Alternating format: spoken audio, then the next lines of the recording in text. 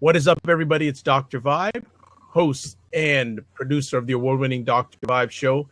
As always, I'd like to say you're blessed and highly favored. You're a magnet for miracles, and you're a solution for someone's problem.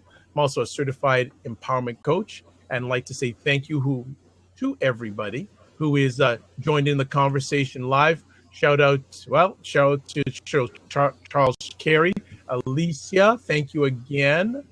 Also, thank you to Georgia Lee, Bold and Brilliant, and all the way from Tokyo at Candy Javier 26. And hey, thank you. Loving the people I went to. Okay, I will try to make that. I've got a session at that time, but we'll make it happen.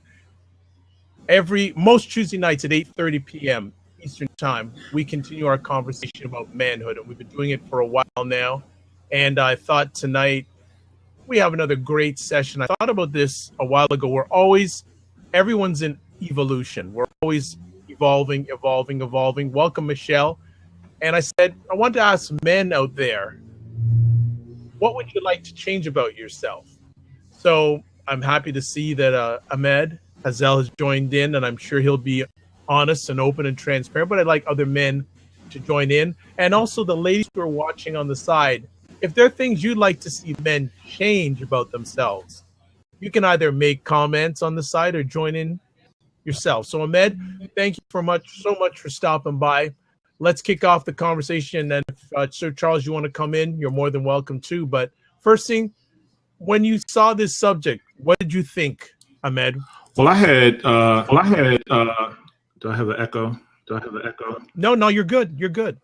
Okay, I had several things that just ran through my mind on what I would like to change in myself. So I'm always a work in progress, and there are so many things that I know on a daily basis that I'm looking to work on. My fitness, my patience, my depth of conversation, the charity that I want to do more of.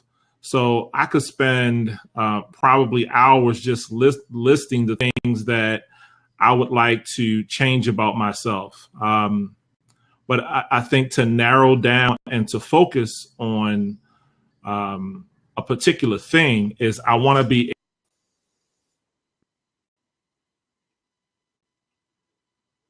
expansive in my learning. Now, most people would look at me and say, he's already knowledgeable about so many things. But for my personal self, I want to be more expansive in my learning. I can't learn enough fast enough. What does that look like if you were at your expansive peak? Picture that for us. So for me, that would look like learning multiple languages, focused on self-development and acquiring tools, techniques, and skills that could improve myself,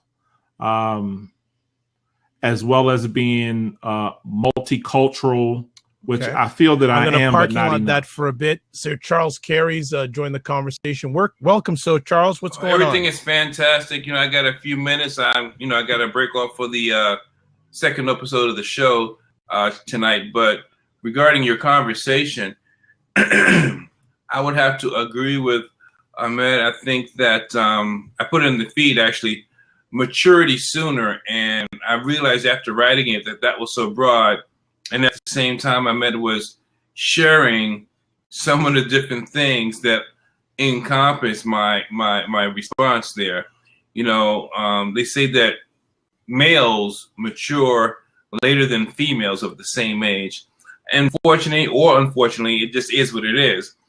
And I know that when he talks about patience and all those things and, the personal development and the multiculturalism, that those are key things. And I think to be able to acknowledge that is a maturity within itself, although we can only probably begin to learn, begin to master one thing at a time.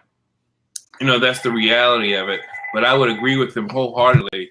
Those things that he spoke on are very, very important in our overall development, our family lives, and probably it touches on our professional lives as well. So I agree with them. So then for both of you, if you're, for lack of a better terminology, when we're sharing here, your twin sons of different mothers, what is, when you know a change is about needed, what happens? How do you know you need to change? Are there signs that you see in your journey that say that you need to change? Go ahead, Charles, and then I'll follow up. Okay, I'll say that either the same test or the same block or roadblock keeps popping up, and that's an indication to you that something you know or something you do isn't enough, and you must grow or stretch yourself, or simply just take a different approach. And for some of us, we're very hard-headed, or we don't realize it. Sometimes we're not really paying attention. It's not always a negative. Sometimes it just isn't time for us, for that particular individual. I know for me, that was my issue. Even now in my professional life, I've been doing what I've been doing for almost 20 years. And it's amazing to realize that as a national trainer, speaker, and author, that I am still growing in those circles. And, in hindsight, I'm saying, wow, you should have known that. Or why weren't you doing that already? But you know what? It's part of the evolution of our growing. We all learn at different paces, and we all are able to digest different amounts. Okay. Ahmed.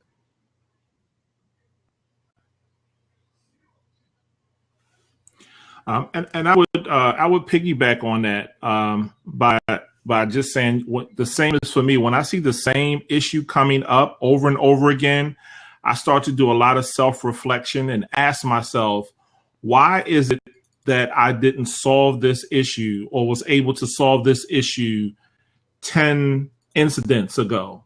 Why am I still in the cycle of repeating my same behavior or thought process every time I see the same issue come about?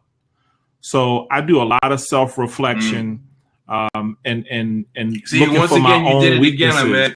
That's so that also I can a sign of strengthen those strength. areas. Most people will not acknowledge that their shortcomings or their inabilities, need to be touched up or need to be improved, need to be developed. And that's a sign of strength within you, man, because you're saying that openly. We're saying it to the world, and it's basically being real. Talk about keeping it 100. You can't get more 100 than that. Right. So for you've been very candid and transparent about each other, but with the men that you encounter or in manhood, what are some of the challenges you feel prevent men to change to a better man? Oh, wow. If I could just start off by addressing that, I would say the first thing is ego. We don't want to be checked. We don't want to be felt like we're vulnerable. We are very conscious of how the world perceives us, and we don't want to be victimized. So most men won't look at themselves and address an area that they may need to change, because in change, you have that space of vulnerability. So most people would prefer, or I should say most men that I've encountered would prefer to continue doing it wrong. Which is really to avoid from looking a sign of and strength, vulnerable. because, excuse me, it takes a lot to acknowledge that, hey, I need to shift this. Hey, I am not doing this the best way. Or there is another way. I thought I knew. I am man. I got this. I don't need to read the directions. I don't need to read the instructions. Or my boy's doing it like that. I'm going to do it like that. My big brother's doing it like that, whatever. And then if you're humbled, or if someone humbles you or comes to you with love and has a genuine heart, when you acknowledge it or change that, that's saying, oh, I didn't have it. So now you have to face the fact that you didn't know what you didn't know. You were unconscious. See, when you're conscious that you're unconscious, that's a whole nother level. That's the beginning of growth. So once again, man, I agree with you, man. But I got to jump off because I'm getting ready for this event. But man, I wish I could say this is good. This is some good stuff right here, man. We got to get on another blab together, man. Take care. Have a good conversation Absolutely, later on. Charles. I'm going to Thank try you, and Dr. catch Bod. you. Well, thank you. No problem. And one of the things, hey, Alicia, welcome back. And you're more than welcome to join this conversation about men. What do you need to change about themselves? And most of the people in the room are ladies. So ladies, you must have an opinion on what you think some things gentlemen need to change about themselves. But one of the things about the whole thing about men knowing, one of the things I've learned is that the more you know, the more you need to know. The more you know, the more you need to know. So Yes. just, you're never going to be there. If you ever think you're there, I get concerned about men who think they're there, because it can just change in an instant. Yes, and I look for opportunities to connect with other men to guide me in the process, to help me understand and see things from a different perspective as well. So, for me, I know that I'm a work in progress, and I can be a better man by constantly realizing that I'm humbled, and I'm okay with being vulnerable and admitting that I don't know, and Absolutely. working to get Absolutely. better. Well, this is another thing I want to ask you, Ahmed, since you're the one here. In your growing up, being raised as a son, did you have good examples of men handling change well?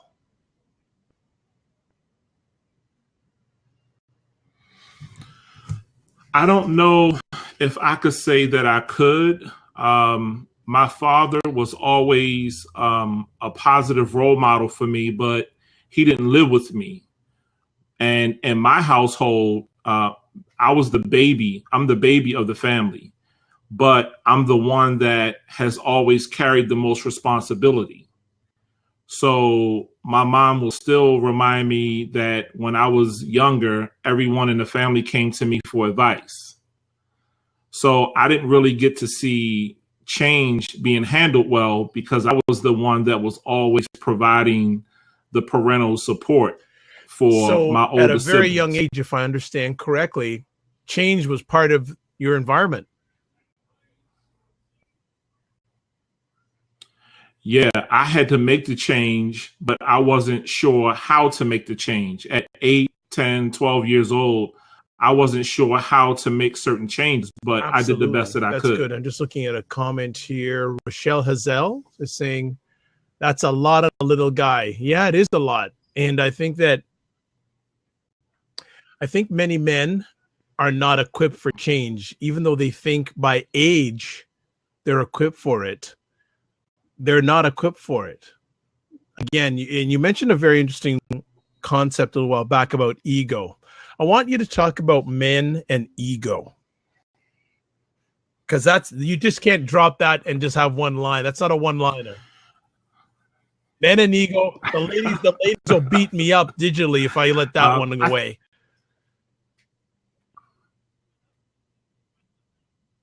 Yeah, men with ego.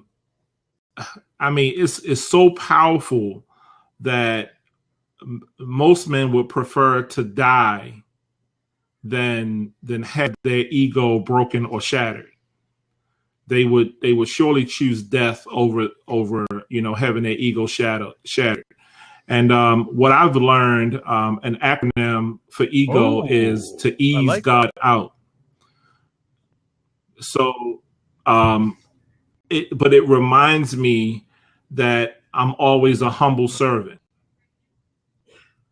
and that I'm not to serve the process of easing God out of my life. And I'm not just talking about it from a religious perspective, but more so having a spiritual understanding of having the humility to always know that there is someone and something higher than me. True. So would you then say if men are wanting to change, they have to realize that there's a power bigger than them?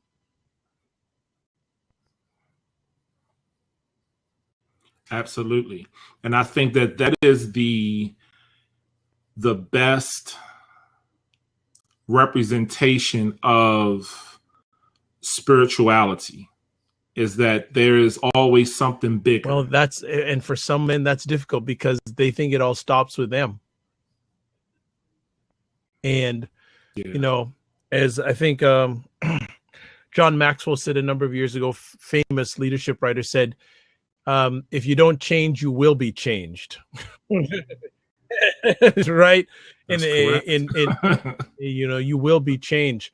That's correct. Let me ask you a situation, and you can be as transparent as you want to be, that change was epic. Could be small, could be large. Give us an example in your manhood journey of a change that was epic for you.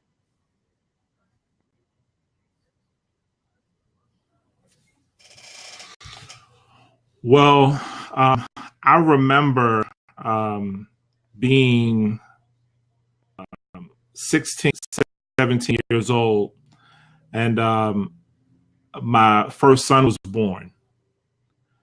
And I realized that for me now, I have the responsibility.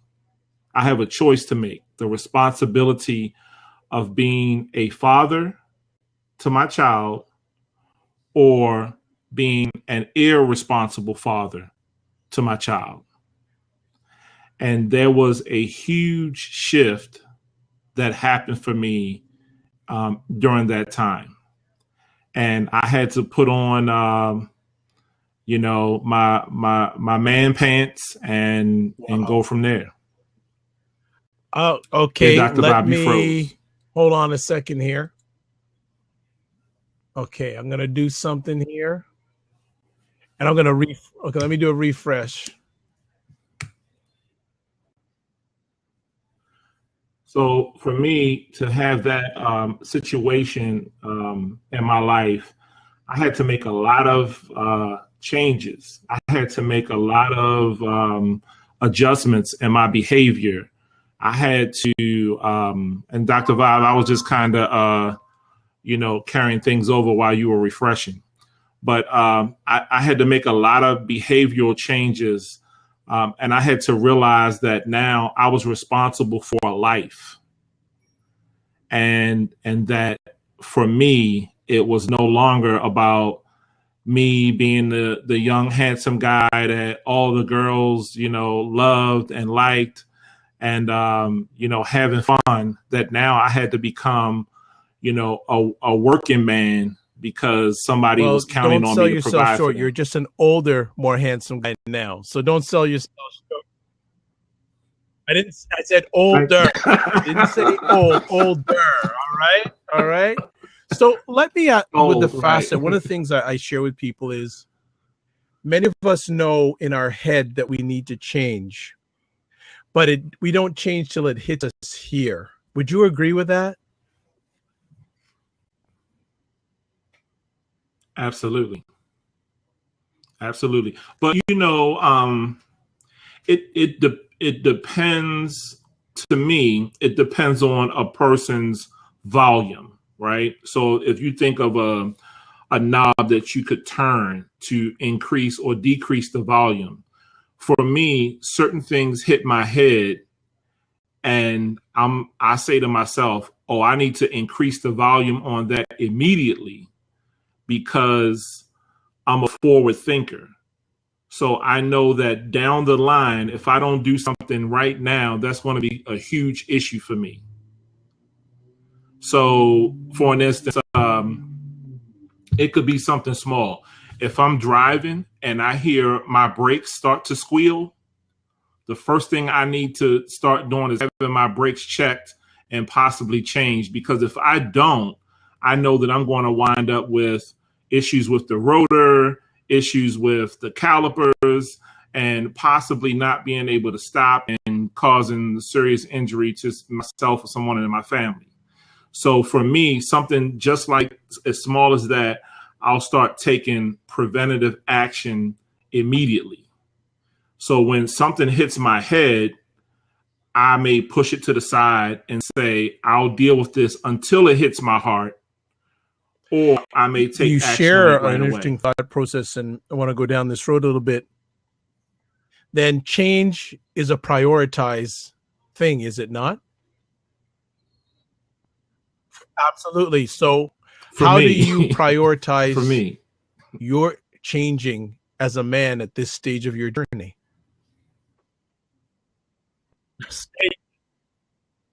Wow. You're just giving it, so I'm just giving it back, man. And someone thinks that that's a great question. Oh my goodness, Rochelle, I'm just listening and sharing. Don't worry, I'll ask if any other men jump in. I'll certainly get them to ask that. And I want to shout out to Joy Farrington, who loved the ego easing God out, and also Rochelle like that. Come on, man. Yeah, I received that, Rochelle. I don't want to make put Ahmed on the vine for a whole hour, you know.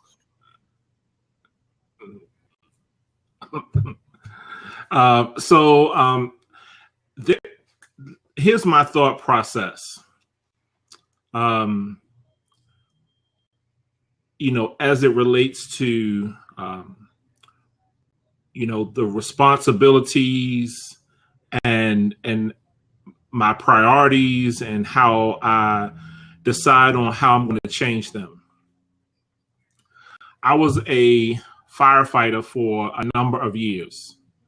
And the thing that we always kept in our heads was a chart, what we call a triage chart.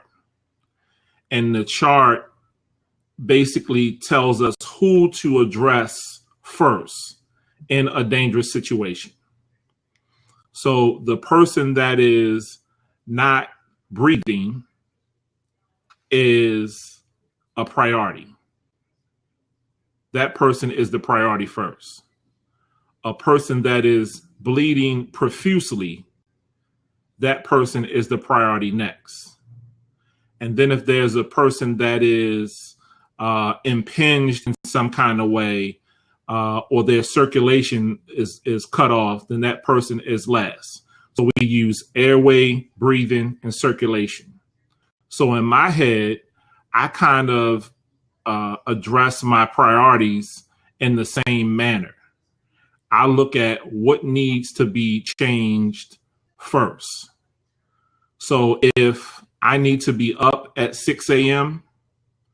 and I'm not waking up till 6:30. Let's say I have a job or project or an assignment that I have to do, and that needs to be addressed at 6 a.m. And that is going to cause me to lose income, which is going to take away income from my wife and kids. Then I will address that issue first. 6 a.m. I have to be up. So I use a triage system to kind of address what's most important to me. For me, my wife and children are always first. Before this triage system that you use, what were you using to dictate change in your life?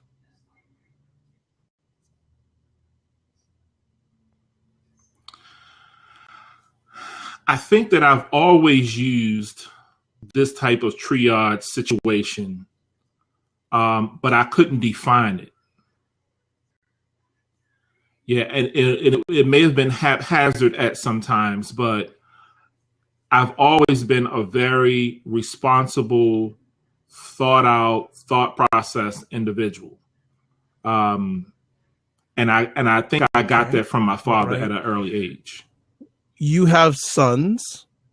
Are you sharing with them or providing the environment for them to be as successful as possible as men when it comes to making changes or dealing with changes?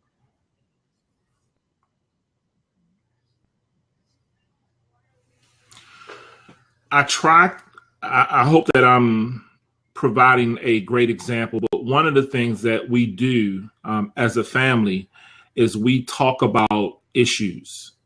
So if there's an issue that's bothering you, I want to know about it. I want to know, when you get in this situation, how are you thinking about it?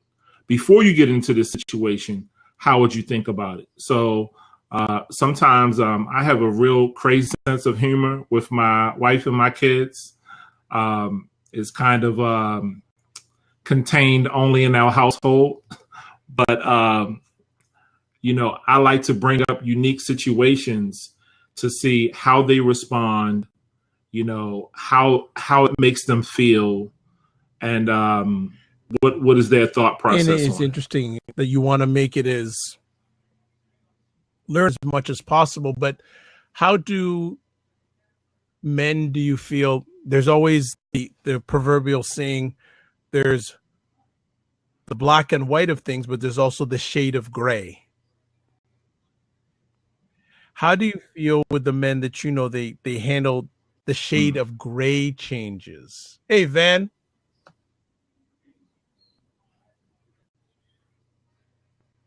Or how do you handle those? And Van, would love you to jump in on this one, because I know that you'd have a lot of value contributions to it. If you can jump in, I'd really appreciate it. Ahmed? So on the shade of gray, one of the things that I do is the first person that I'll generally go to. So in my own head, I have what I think is the black and white. On the shade of gray, I'll go and ask my wife, what is her advice? What is her thought process on it? And then once I hear her thought process, I'll start to check other men and other sources, be it, you know, I read a lot, so books, online, whatever I can come across on this particular topic.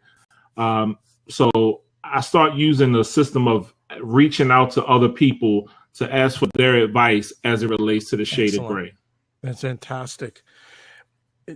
What, when it comes to change these days, what are some of the changes that you're seeing in yourself? Because I know at the beginning of our conversation, you said what changes you'd like to see. What are some of the changes you've seen in yourself that have made you a better man? And why did those changes come about?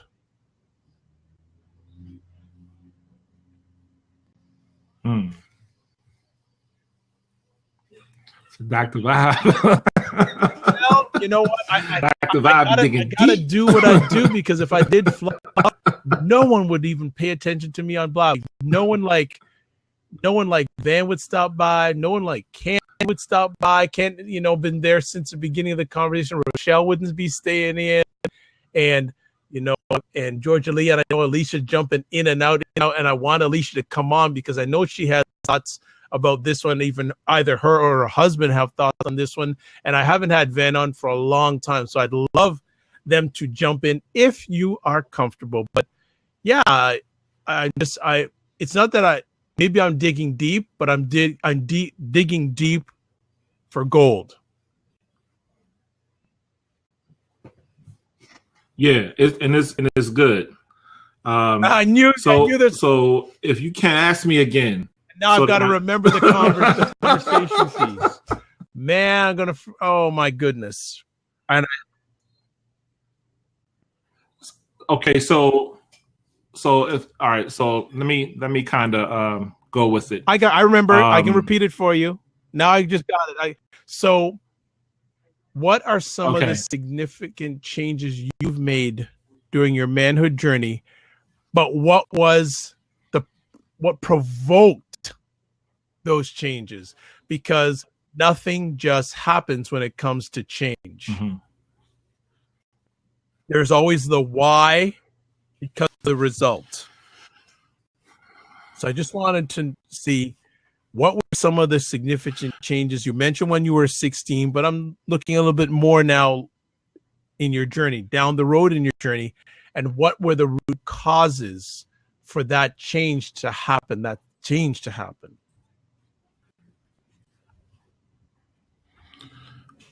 So yeah, looking at it, I got to a point where I started to realize that a man was more than just financial provider and protector. That a man, he has to really be multi-dimensional.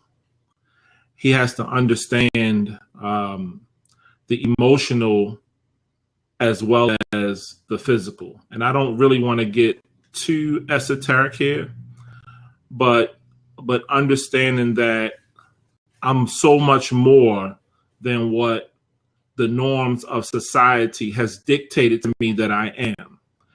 And I think the thing that provoked that or prompted that is just bouncing things off of my wife, the relationship that we have, the conversation that we have often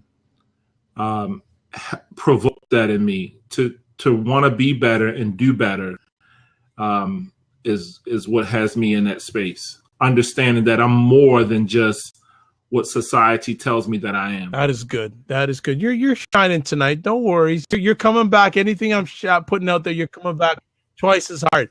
Mr. Davis, thank you so much for stopping by. There is a seat open if you'd like to take it. You always have great content and thought process to add. So there's a seat for you to come on in. And I want to take some load off Ahmed. I'm being hard. People think I'm being hard on Ahmed. So, what can we do? Success. Hello, Tony. Yeah. Save me. I don't want to get from bad Dr. reputation. Vibe. Save you from Dr. Vibe. Wow, that's great edification. I love it. I'm all over that. I'm just playing. I'm back with you. I'm good. I'm good. This whole area of manhood and change. Do you feel that men are more flexible to change now than any other time?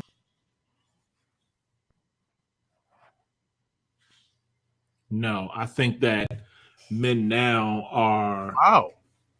It's worse. That with social media, with the perception of what a man is supposed to be, it has gotten really bad because the light now is on men to be a certain thing and be a certain way.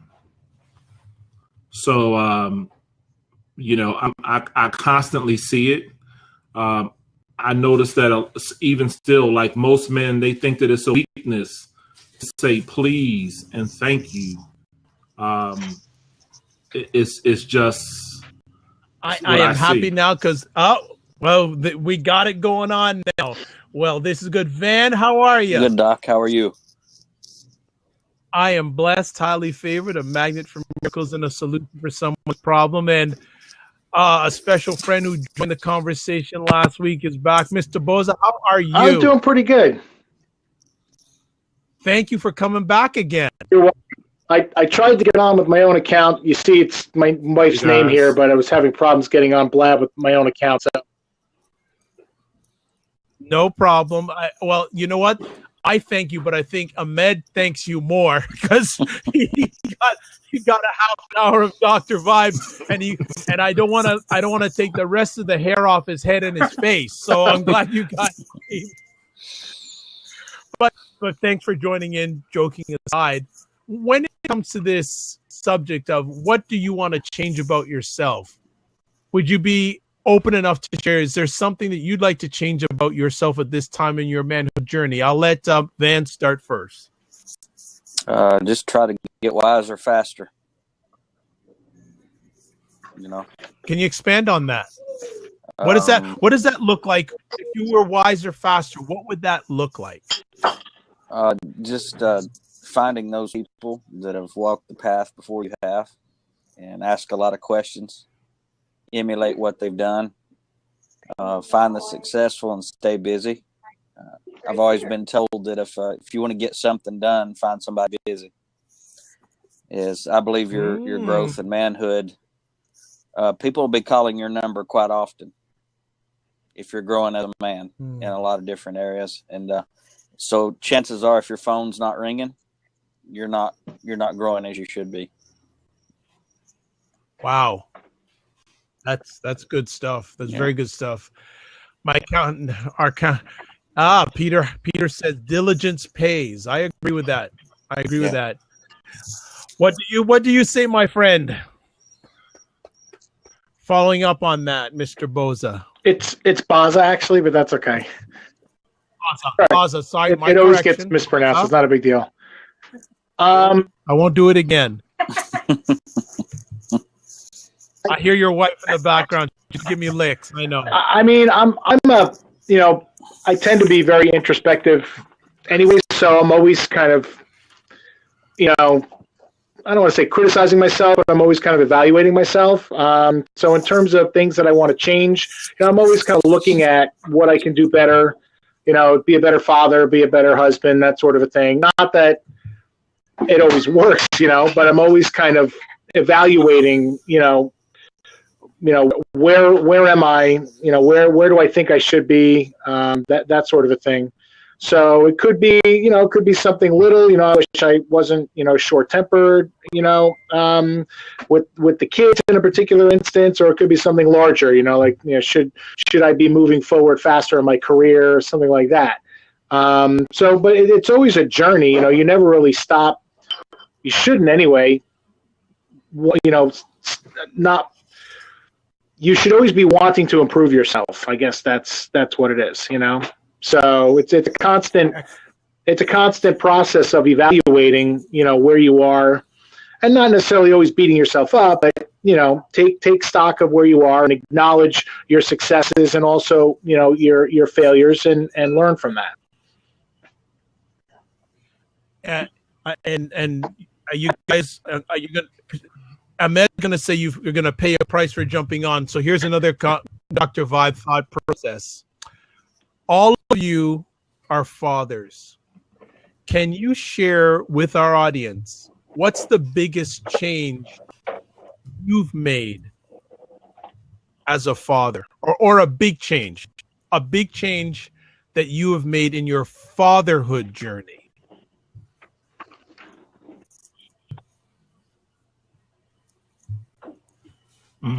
So I think that for me, I did a lot of inner work to look at, again, not the norms of what a father is supposed to be, but more so what I would have wanted to see from my father growing up, and do my best to provide that thing for my children.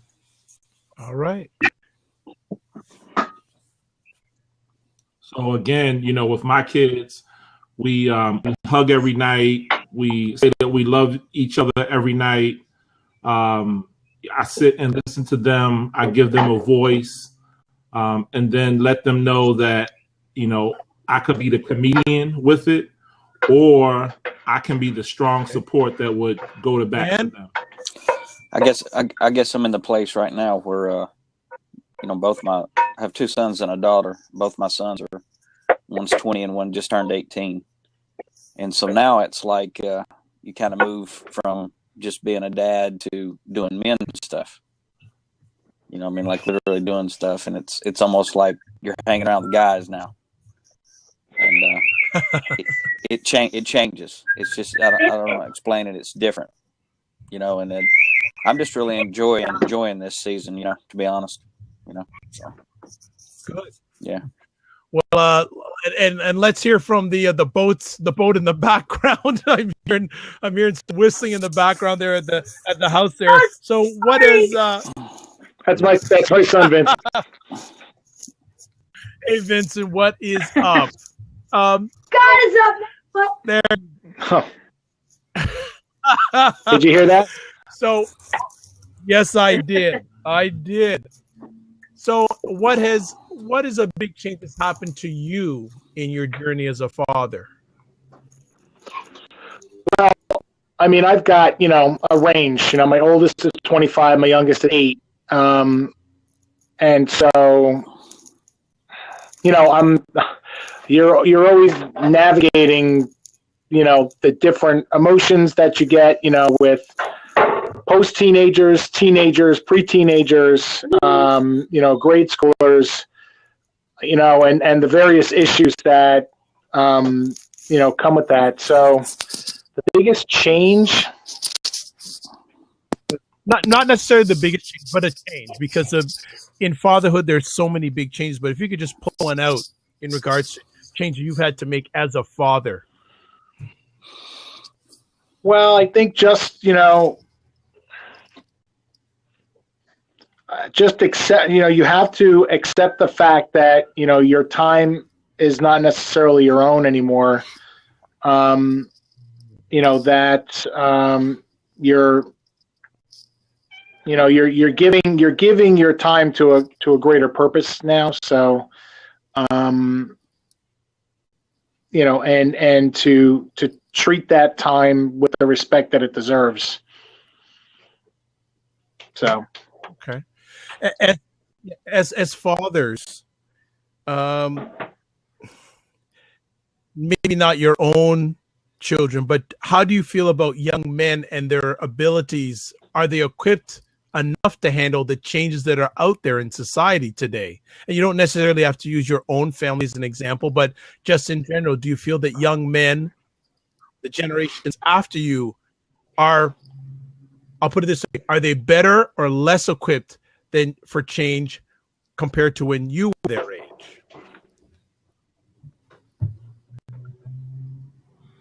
I think the young men are less equipped because when I was their age, we still had the working men that were, maybe holding a steady job, working at the refinery, working at the steel mill, or what have you. And those were what we call the manly men. And they were at least in the household. Whereas now we have so many men that aren't in the household that they don't have anything to bounce their challenges off of. And I work with young men all the time, and from what I've seen, they're not equipped because they don't have anyone to bounce other gentlemen their challenges off of. I agree with him, Ed. well, I think it depends. Sorry, go ahead, Van. I do the same type of work, and what I notice more than any other aspect is the father presence missing, without a shadow of a doubt. So I don't think they're better equipped, and they didn't have anybody to model it in front of them. So you're at a huge disadvantage, because even if you've had it modeled, fatherhood brings a lot of adaptability. You're going to have to do a lot of learning on the fly, for sure. So, well, the man beside you is a great testimony about great fatherhood, because he shared last week on our conversation how his father basically raised, I'm hoping it was 5 or 6 kids on his own. Four. Sorry, 4. That's okay. 4 kids on his own, because the mother passed away at a very young age. So this gentleman here, you impacted a lot of people last week about your father's story, and God willing, one day I'd love to have that man on a blab, because that would be, there you go. We could arrange that. We could probably arrange that. Yes. I would love that. That would be huge. But so what do you feel about young men being prepared for change these days compared to when you were their age?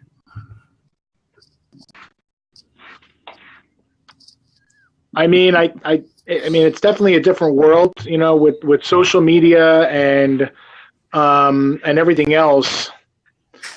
I don't feel that there's as much of a stigma attached anymore to somebody being single and being 25 or 28 or 30 living at home still. I think socially, my father's generation, and to a lesser extent, my generation, there was a stigma to that. If you weren't out of school and on your way with a career and family by the time you were, in your 20s. I think there was more pressure to kind of get that stuff done. Nowadays, I don't think there's nearly as much pressure for them to start moving on with their lives. So I think emotionally, they stagnate. They hit a point, in their early 20s, and then they just kind of, not everybody, but a lot of men, I think, just kind of stagnate. And then, so they're not moving forward, with their personal development, and they're just kind of in a holding pattern. So that's, but not in all cases, and again, the father figure, that has a lot to do with it in terms of what their expectations are for their sons, and getting them on their way, with their lives. I think that plays an important part. Okay. So before we go, and Dr. Bob, I can we've got one give open up the right seat now, too. Someone so wants that's to get all in. good. I just wanted to shout out, welcome TO Relationships. Dr. Corey is coming in, and also Brian. Thank you so much. If anyone else wants to jump in, just type it on the side, and we'll get you in. So Dr. Corey is coming on Hello, air. gentlemen. Hello, Dr. Corey. How you doing? Good. Thank you. How are you, Dr. White? Dr. Corey. I am blessed, highly favored, a magnet for miracles, and a solution for someone's problem. What do you have to share about? Yes. What do you need to change about yourself? Well, I just want to say I don't have any kids, and I'm 51, but I worked in Child Protective Services over 10 years. Investigating abuse and all that kind of stuff, problems with, from A to Z, basically. And I admire these fathers here. I wish one of you guys were my father. Because at the time, I had a very educated father, for example, in my personal life, who was a medical doctor, but the emotional connection wasn't there, like these guys are talking about.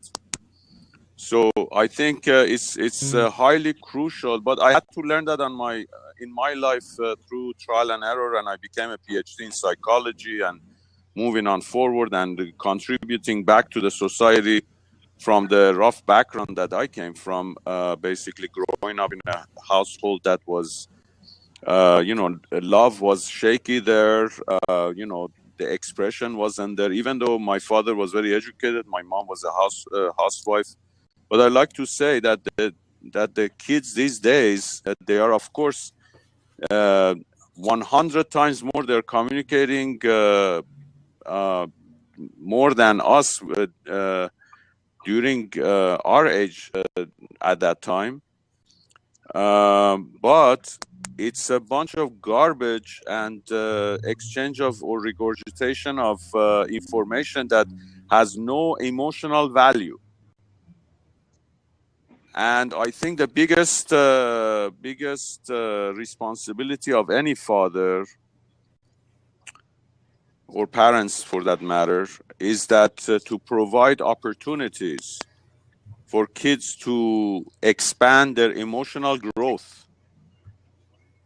And emotional growth means, any leader in our country, for example, look at the panel of presidency. I mean, I live in America. I'm from California. I'm Jewish, Persian. But I like to say that we don't project that in our society. We don't project that in our leaders sometimes. I mean, I like Obama, for example. He's great with his kids. So I like father's feedback here about this emotional intelligence that is highly needed for these magnificent innovations that has been made, but the emotional growth is lacking, and that's why kids stay home till later age now. Okay, so we'll address this conversation piece. It is indirectly involved to the change piece because I think in order to make good changes, you have to have a good emotional foundation. So, Dr. Corey's putting it out there to Ahmed and others on why aren't, let's talk about it, young men these days getting the emotional support. And we're just making a general statement. It may not be specific to each one. Why is there a lack, if there is, of emotional support for young men, which is then hindering them to make better, handle change better? Let me put that, handle change better. So thoughts from each one of the gentlemen.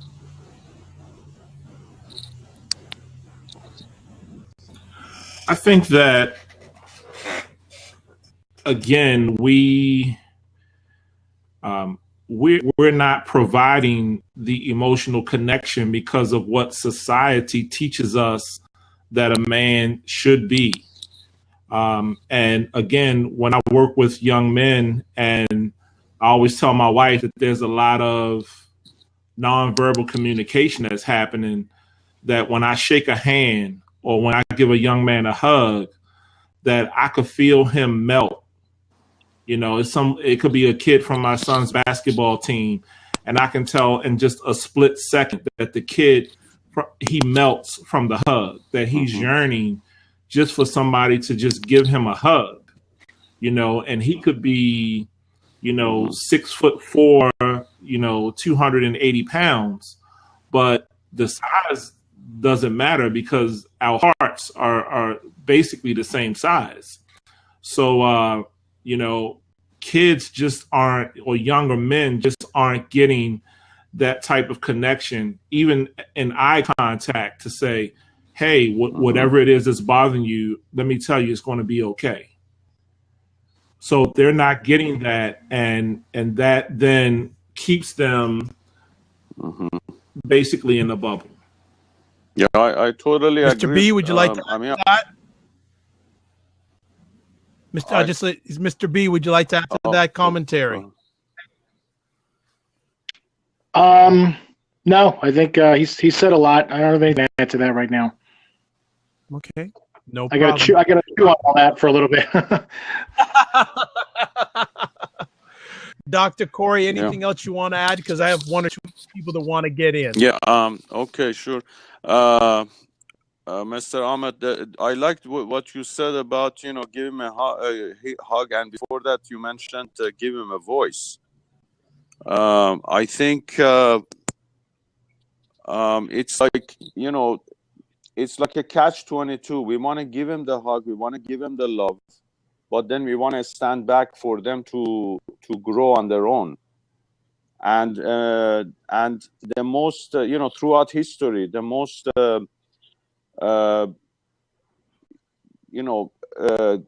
courageous warriors were the ones with the most loving, passionate people for their family, no matter what. And we are sending thousands of people to other countries to fight for us, and then they come back and they're still kids,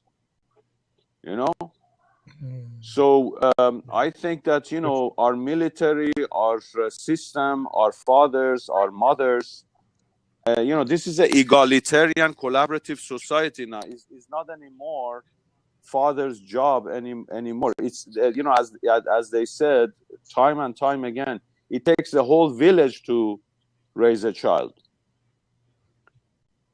Understood. Our churches, our pastors, our priests are, when a child goes to, like for example in my case that I was investigating, goes to school or goes to church, and some little spark of let's say intrusion happens, they may stay kids forever because of that incident. So our fathers, our mothers, our whole I mean, we have it doesn't mean it doesn't mean that they have to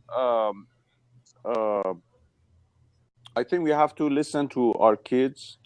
We have to let them know we are here. Things happens, and we are always there for them. Okay. And you know, Dr. Corey, real quick, Dr. Corey, I also provide and do my best to provide that same love to other men, because I know that other men may not have had or may be in need of some type of healing. So anyone that I try to come across, I try to give them, you know, that same love and healing. And men, we don't like to talk about giving other men love, you know, but I try to do it, you know, anywhere that I go, because I know that we all need it, and that we're all fighting a very difficult battle. In regards to the fact that these kids, these teenagers, they may go to school and then they may get distrustful with our priests. They may become distrustful with our coaches. You know, there's some corruption may happen, but someone like you, Ahmed, is needed for people to know that there are good people there too. For example, that no matter if someone, for example, I have to mention this, if got molested or something, or the pain is there, or because of a domestic violence or whatnot, at least, you know, for time being, maybe report to someone like you or come to someone like you to get that hug that is genuine. And we need trust. Okay. I'm gonna end it off right there because we got some other people on. Thank you, Dr. Corey, for making the conversation better. Thank you. All right, I know I've got maybe Brian. I'd love you to jump in, or Tony. I'd love you to jump in. One of the things I'm hearing from this, or two things. One is a little bit more historical, but on the last few blabs I've done, I've heard wonderful things how men hug and kiss their sons. You know, and I haven't heard that for a long time. And in today's society, that can be taken out of context. But it's really nice to hear how men are hugging their young boys or hugging their boys. Good, Brian. Glad that you can come on in. Hold on. Hey, guys. Hey, Brian. How you doing? Okay. Hey, Brian. Absolutely. Hear you okay. See even better. I got a high quality video camera. Good stuff. Well, thanks for stopping by and making the conversation better. We lost. Oh, there's another seat open, right? Oh, he's back. All right. First of all, I want to ask you, is there something that you want to change about yourself? Well, I think the thing that I need to change about myself lately is my schedule and spending more time with my kids. I've started doing this entrepreneur thing since 2010, and it can get out of balance really quickly, like with spending late nights, and you know, I take naps during the day because I'm up till 3 a.m. and it's, you know, it's kind of crazy. So I need to kind of better schedule. So if your schedule was right, what would your life look like? It would be more regular exercise. So I have a running club like that meets every Thursday, but that's like the only time I know I'm going to run is on Thursday because I like lead the running club. But I need to run I'd love to run 3 times a week. I would love to wake up earlier in the morning and do some morning meditation. I've gotten away from that. So I started off like that when I started this entrepreneur thing, but now that things are kind of blowing up, I'm getting lots of contracts, lots of business. I'm behind on stuff. You know, that kind of stuff, unfortunately, has taken a side seat. And so I'm bringing more people on. I'm bringing my kids on to help me, be subcontractors. My daughter's a graphic design student at GMU, and I've hired her to help me out with some business stuff. It's nice because I know where to find her if she doesn't do the work. So let me ask you, of all those things that you say your life would be like if your schedule was right, what's the most important one to you? Sleep feels like the most important one at this point because I really am not getting enough sleep. I'm like dragging, I'm forgetting stuff. But probably other than sleep, because it's probably the morning. I don't know. It's hard to say because I also want to spend more time with my kids. But the morning meditation, I miss that because it really helps me focus, better during the day. Get a little centered on prayer, focus on what the most important things are. And that would probably help me focus on what I need to do with everything else, actually, if I did a better job of that. So that's what I'm going to encourage you to focus on, because it sounds like if you got that right, other things would fall into place. True. So and I asked both of you, since you're both involved in the entrepreneurial pursuit, what changes have entrepreneurship made to your manhood, or effects have it had on your manhood? I'm not sure what you mean by that question. Brian, you go first. Okay, so let me ask you. So before you got into entrepreneurship, look at your life, man, and how you were as a man pre-entrepreneur. How are you now, full drive, full throttle as an entrepreneur? Has it made any changes to you as a man? As how you conduct yourself as a man? Has it made you wiser? Has it made you softer? Has it made you a better leader? Has it made you more sensitive? Interesting. I have not thought about that, so I have to think about that a second.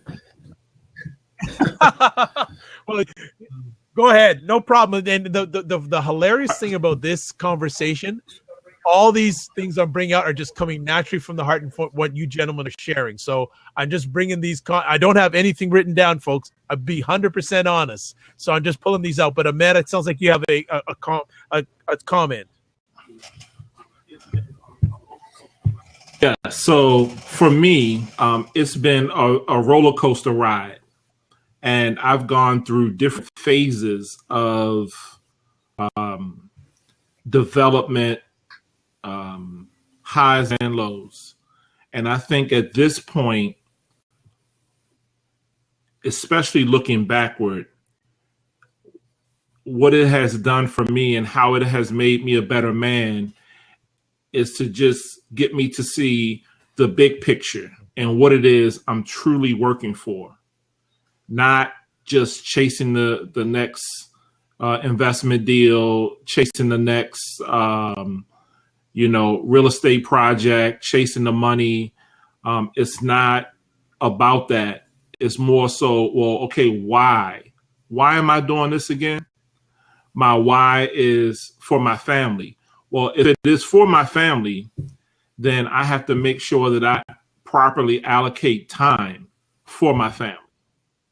Because although the money and the business is important, the time is equally important. Does that help you, Brian?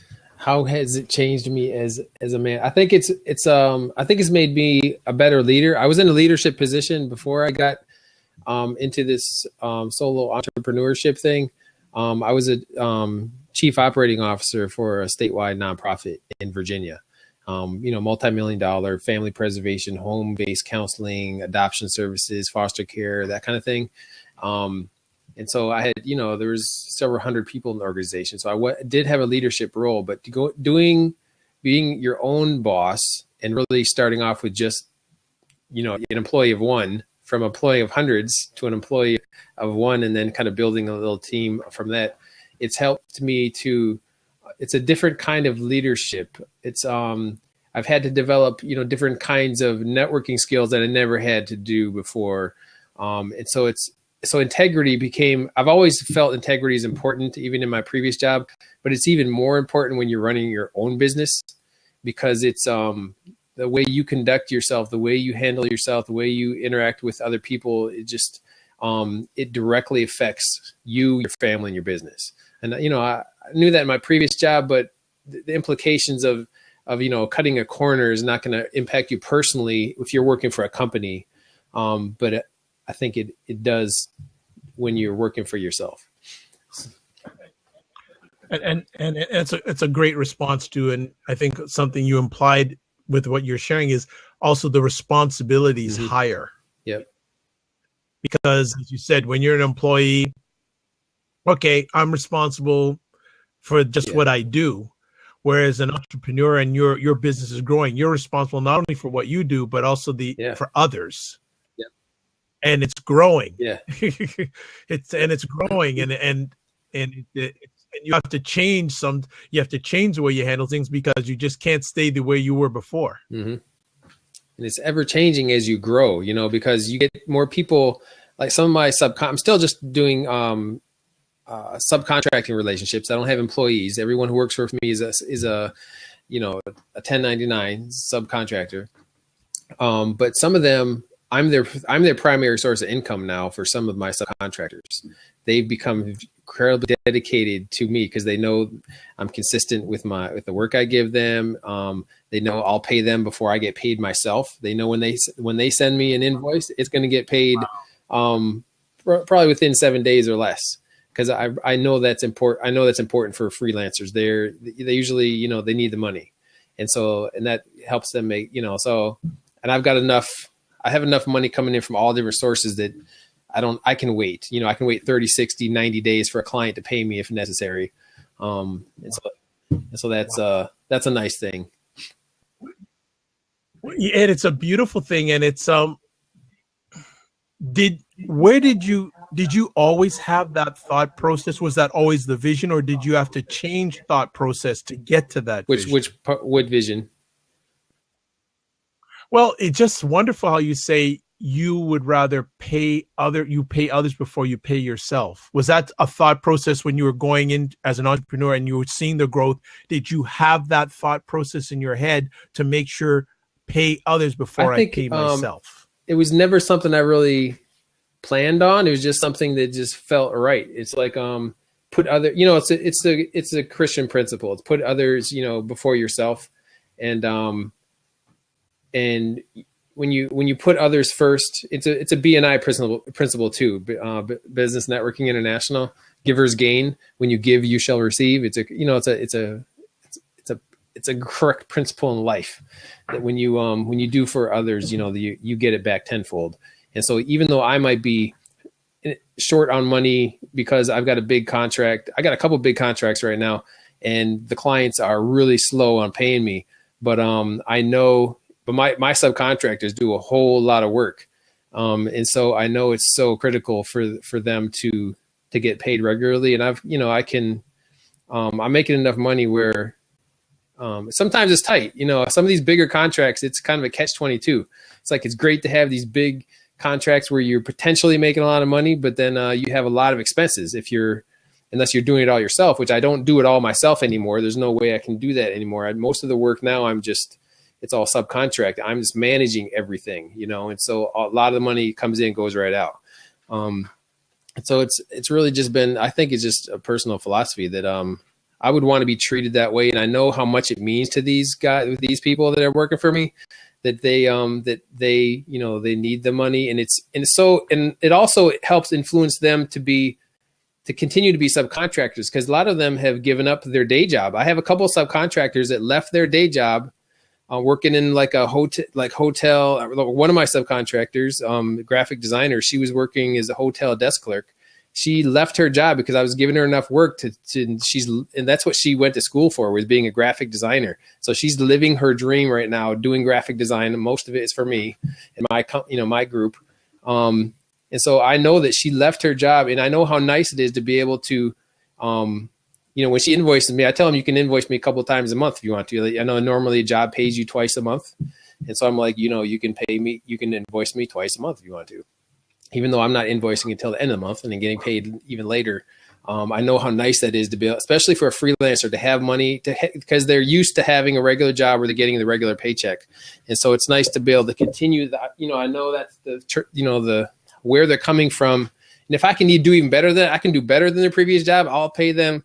A few days after they invoice me, I know that makes a big difference. They love that. You know what? I really respect what you're sharing here. And there are men and males out there, even though they're not entrepreneurs, that need to hear that thought process, because it just doesn't apply just in business. Mm. It also applies for me anyways, just from where I'm coming from, it applies in everyday life also. So I really appreciate you sharing about that, because I know that you've opened some eyes and some hearts by what you've just shared with us. It's been that has touched me in my heart, the way you conduct yourself and how you, as a man, not only change yourself, but you're changing other people's lives in a positive way. And I respect that big time. Thank you very much. I really do. Just want to shout out to Mr. Jason Hodge is here, one of the kings of Periscope. My goodness. If you have a chance to jump on, Jason, I would know that you would have something to say about, what you may want to change about yourself. But if you don't want to jump on, it's no problem. I'm only going to be on for about another 5 minutes or so, and we're going to shut it down. But I really appreciate everyone who's stayed on for a long. Oh, Jason, I feel blessed. Ask and I shall receive. I just saw Jason on a lab like 5 minutes ago. Hey Brian, how you doing? Hey, I Jason. popped on, bro, because you requested so. I'm here just grinding away at this project. But let's see, what things would I change? You know what? What I would change is I would have worked on foundational things a lot earlier. I would have started that process a lot earlier. And, had many more systems in place, many more templates, things that would make what it is that I do now that much easier. I think a lot of times we don't realize coming into business that there are quite a few things that have to be in place. There is no getting around it. There are no shortcuts. And unfortunately, with the internet marketing age, there's a lot of things that folks just kind of figure that it's turnkey, but eventually, if you're going to grow it into a sustainable business, you've got to put systems in place. Now, I don't care how turnkey your system is. Got that right. And if you don't have a system that is yours, that if you're not building in parallel, right, you can depend on a system that can go defunct tomorrow. And so if you have not taken the time to build a foundation beyond the product that you are promoting or whatever, you don't have a business if they go under. So cannot. That is the difference between a business and a freelancer. Exactly. Is having a system. When you start developing systems, then you start having, then you're really starting a business. Yeah. And most of us, what we don't realize is that we don't really have businesses. We have glorified jobs. Yeah. We just happen to own our jobs as opposed to owning a business. A business, you really have to be able to walk away from it and it still be able to grow and build, and bring in clients and all of that. And my sister's like, I don't have a business. Yeah. So sorry. So until you get to that point to where she's saying things now in the background, until you get to that point, you get to that point to where your systems are now working for you. It's kind of like the difference between riches and wealth. Wealth will continue to grow. It does not require your input because you set it up in a way where it compounds, it begins to grow itself, it begins to amass its own money. So it does not require you to have to go out to make it work. Riches, however, it's like the difference between tactics and strategy. Tactics will change day in, day out. A strategy, though, you put in place, it continues to work because it's based on principles that do not fail, universal. So inside of business, in an entrepreneurial endeavor, if you are not building a system, not building a foundation, not understanding your arena, then you're going to come up missing when things change because you don't know the rules. I'm working with a coach right now who is. Okay, Brian, let me get it because I know that Jason he can talk his hat off when it comes about business. But I'm going to ask, what do you want to change about you, not about business? Me, about me, I'm an extension of my business, so it's the same things. Having things in place that will allow me to fully enjoy my family, my friends, and all of those things, where I don't have to think about business. See, I'm traditional West Indian.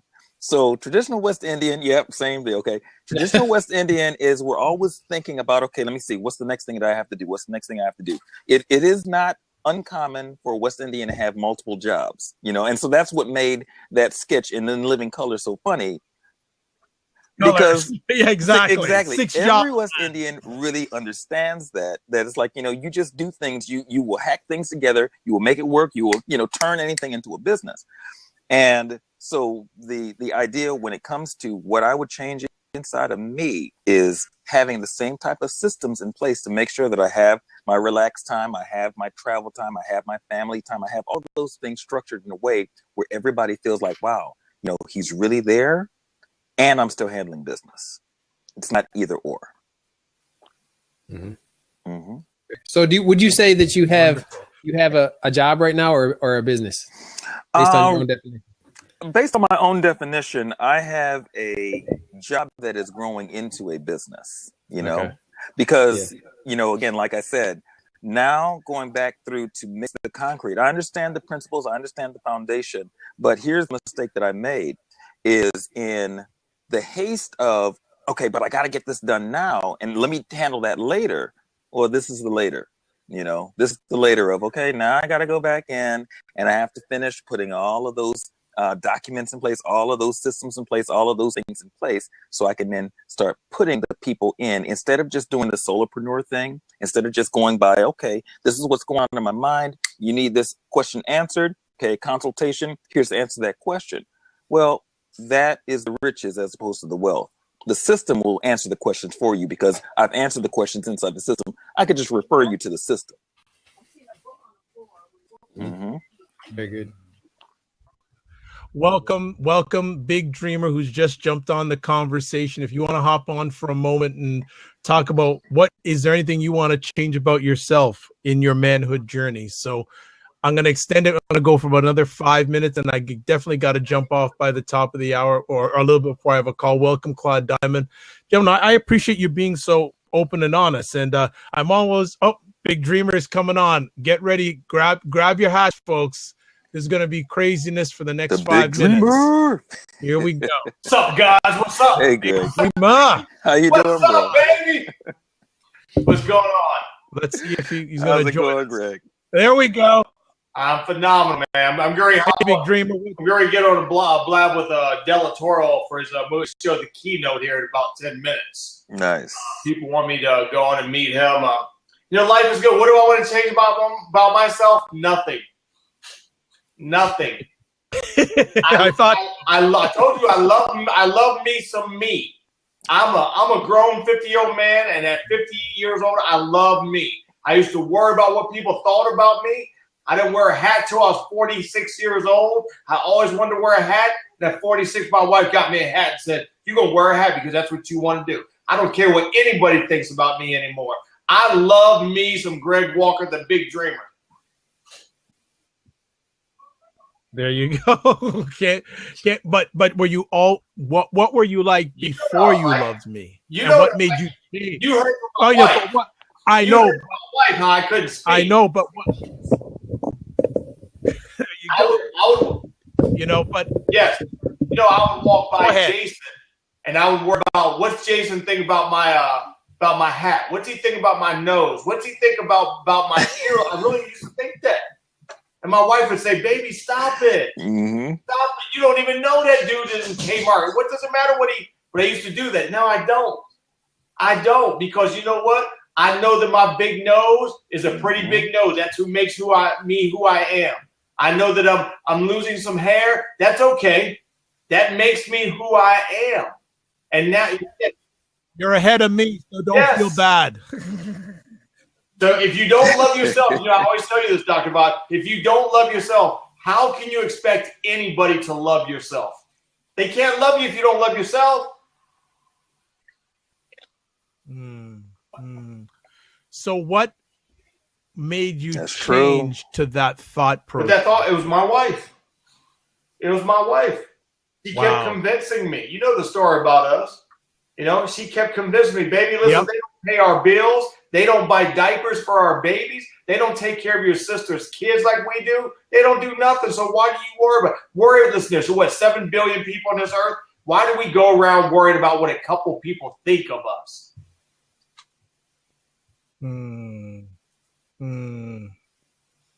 Care what your wife thinks. True. What's that? You care what your wife thinks. You say yes. I care what my family and friends. That's so many people. I told you the story last night, Dr. Vaughn. Listen, I'm here in Columbus, Ohio. Jesse Owens, the greatest track athlete of all time. He graduated from Ohio State. When he won those 4 gold medals, people said, how do you compete with the guy on the left and right of you? He said, what are you talking about? They said, the guys on the left and right of you. How do you compete? He said, there's no one on the left and right of me. It's just me, Jesse, running in my own lane, running my own race. Yeah. He said, there's no one on the side of me. That's what he said. That's where he got the idea when he saw blinders on a horse as a kid. He asked his dad, what's the blinders for? He said, that's because they don't pay any of attention to the horses on the left or right or any distractions, the birds, the rabbits, whatever. They focus what's on in front of them. That reminds me, you make me think of Gary Vaynerchuk. He says a similar thing, like he doesn't worry or even think about what his competitors are doing. He doesn't pay attention to what they're doing because he's worried about what he's doing, what his own goals and aspirations are. Yes, I still worry about competitors because you can learn from competition, right? Mm-hmm. You can learn from competition, so you can't stay blinded by everybody. It's good for Gary to say these little sound checks and stuff like that, but those little squibs. But you got to worry about your competition. Competition can teach you things. They can teach you things not to do and things to do, right? I've been in business for 30 years, on over 200 businesses. Listen, Gary's not the know-all guy, right? First of all, his daddy left him $3 million to start the business. He didn't start off like me, one of 15 kids. Dr. Vibe knows my whole story. So when people talk about Gary Vee, I'm like, okay, I ain't got nothing against him, but his daddy left him $3 million. There you go. So when Big Dreamer, when you are sharing, especially with the young people, and they say they want to change your lives, especially young men, what do you tell them? 1,500 of them, June 9th through the Jay Richardson Foundation. He was an ex-Buckeye, and he played for the Oakland Raiders. I know his mother very well. And I'm going to tell them, you want to change your lives? You don't want to go to prison. You don't want to be on death row like my brothers? I said, you got to change this right here. You got to change your situation. You got to change the people you hang around with. You got to change the things you listen to. You got to change the things you read. You have to change your whole aspect of your life. Because if you do tomorrow what you did today, I guarantee you tomorrow you will get what you got today.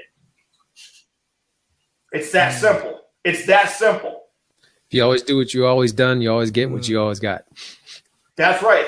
If you want to be a basketball player tomorrow and you ain't out there dribbling for 3 hours, shooting 1,000 shots like Isaiah Thomas, guess what? Tomorrow you're going to get what you did today. It's that simple. You don't have to use big words. You don't have to say a lot of things. It's that simple. Ask yourself today, what are you doing today that's getting you any closer to where you want to be tomorrow? In every aspect of your life, what are you doing today that's getting you closer to your goals tomorrow? It's that simple. People write all these big books, 1,000-page books when it really should only be 5 pages. Keep it simple, stupid. Kiss. There you go. That's why I tell young people, change what's up here.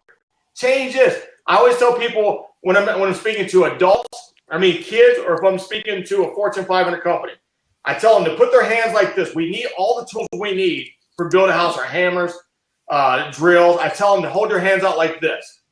That's the size tool we need for any success. And I tell them to raise that tool up here, and that's the tool they need to build success, their mind.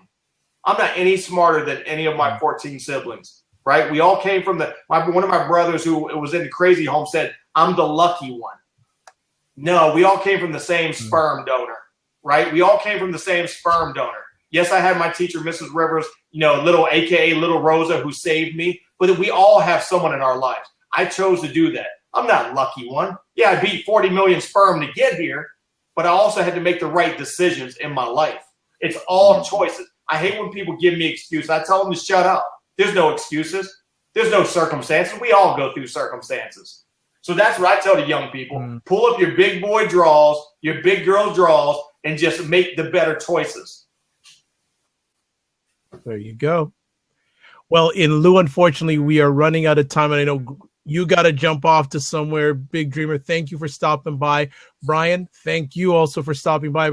I'm going to ask each one of you where you can be contacted at before we leave the conversation. So, Big Dreamer, how can people touch base? Facebook, Instagram, everything at Greg Inspires, and then on Periscope at The Big Dreamer. And please follow me up to the next blab if you guys getting off this tour of the keynote. And Jason Hodge, you know my sister TC, right? Yes. Tasha. Yes. That's my sis right there. Yeah. She calls me her mentor. I'm like, are you kidding? You graduated from Columbia Law School. I was 454th out of 455 people. I love that girl. Mm-hmm. I love me some. All right. Yeah. TC is awesome. Next up, Brian, how can people touch base with you? I put my website in the chat there, lowbiginc.com. That's the best way. Nice. All right. And making some time off of Periscope, Mr. Jason Hodge. How can people touch base? I am the Jason Hodge across all platforms, on Twitter, Periscope, here on Blab as well. So you can follow me there at the Jason Hodge. Is that your wife and your Twitter header? Yeah. Yeah, it is. Yeah, it is. Nice. I just followed you on there. Well, I am. All right, I'm Dr. Vibe. I'm host and producer of the award-winning Dr. Vibe show. You can touch base with me. Twitter, it's there. The website is the drvibeshow.com. I'd like to thank everyone who stopped by. Ahmed, who was there from the beginning, Roselle, everybody here. Thanks for stopping by. Every Tuesday night, or most Tuesday nights, we have our manhood conversations. You can catch me on other conversations on Blab. If you were here last night, the Big Dreamer rocked the house for 2 hours last night. So if you want to catch the replay, it was money, and he's going to be on again. And there's more to come from him and more to come from each one of you. So just like to say thanks again for making it better. And Jason, especially you, don't see you that often on Blab. So it's a great to have you. Really good to have you, man. And all the best to your young ones. All the best to your young ones. Thanks, bro. All right? All right. My pleasure. As always, I like to say God bless, peace be well, keep the faith, and have a great night. See you, brother. Bye-bye.